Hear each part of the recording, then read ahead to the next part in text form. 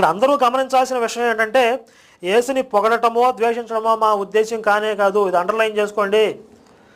బైబిల్లో ఉన్న యేసు వ్యక్తిత్వాన్ని ఉన్నది ఉన్నట్లుగా యథార్థంగా చూపించడమే మా పని. ఒక మనిషి పూర్తిగా మంచివాడని కానీ పూర్తిగా చెడ్డవాడని కానీ చెప్పడం అసంభవం. పరిస్థితుల ప్రభావం వల్ల, అవసరాల వల్ల ఒకే మనిషి వివిధ సందర్భాల్లో రకరకాలుగా ప్రవర్తిస్తాడు. సినిమాలో చూపించినట్టుగా సినిమా అంతా మంచి క్యారెక్టర్లు ఒకడు ఉంటాడు. ఇక సినిమా చివరిదాకా రాముడు మంచివాడు అన్నట్టుగా ఉంటాడు.